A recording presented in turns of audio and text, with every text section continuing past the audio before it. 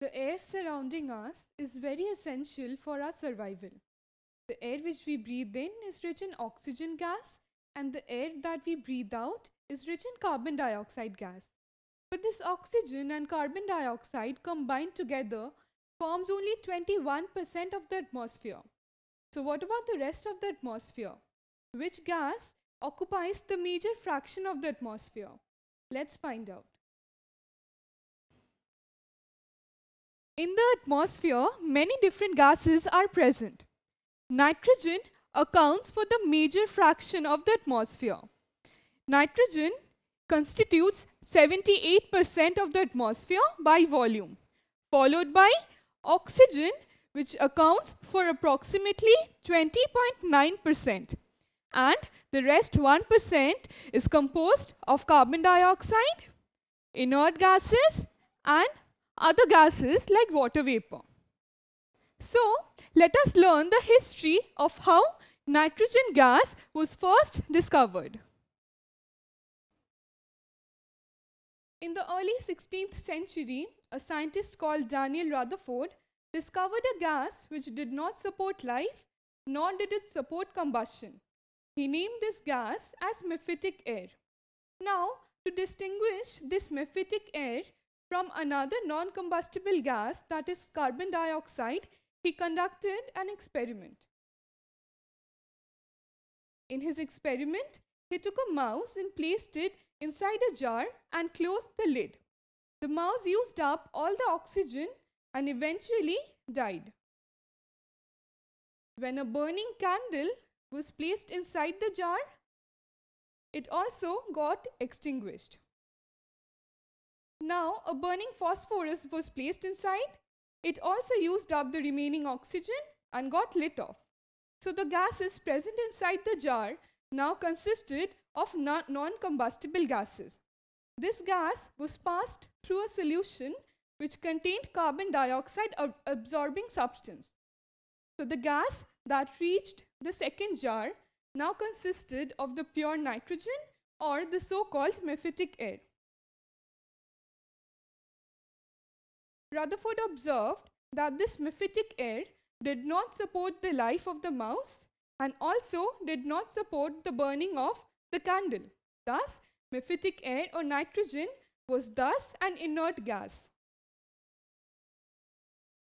After much experimentations and studies, a scientist called Lavoisier studied the properties of this inert gas.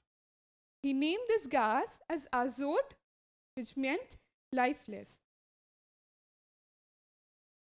After years of studies and research, a French scientist called Antoine Chaptal in 1823 finally named this gas as nitrogen. The word nitrogen was derived from two French words, nitre and gen.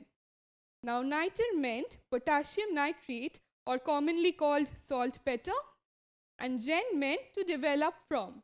Thus, nitrogen was a substance from which potassium nitrate was developed. So, what is basically nitrogen? Let us look into the structure. Nitrogen as an element has an atomic number 7. It contains 2 electronic shells. In the first shell, it has 2 electrons, and in the outermost shell, it has 5 electrons.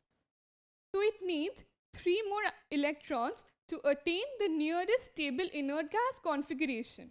Thus, it has a valency of 3 that can be denoted by N3-. So, this nitrogen combines with another atom of nitrogen to form the diatomic N2 or nitrogen gas. In nitrogen gas, the 2 N atoms are combined together by 3 strong covalent triple bonds. Hence, nitrogen is a very strong gas and is inert at normal temperature. So, how abundant is nitrogen gas in the atmosphere and in our environment? Well, nitrogen gas can be present in the free state in the atmosphere as N2 or it might be present in a combined form in the environment like in soil. So in soil, we get nitrogen in the form of nitrite, nitrates and ammonium. Nitrite has the radical NO2 minus, nitrates has the radical NO3 minus, and ammonium is NH4 plus. So these are the various combined forms of nitrogen which are present in our environment. So nitrites, nitrates and ammonium are the different combined forms of nitrogen.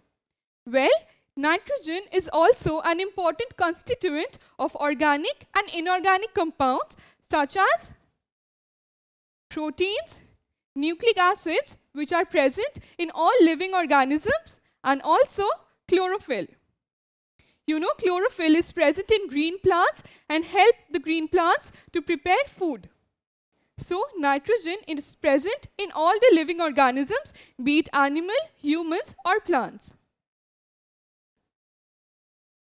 So have you ever imagined why do we have nitrogen in such a large amount in our environment? What would happen if we did not have nitrogen in the air? Well, if we did not have nitrogen in the air, then a combustible gas such as oxygen would have caused fire even from a very small spark. Thus, nitrogen acts as a shield to lessen the reactivity of combustible gas and protects all living beings on this earth.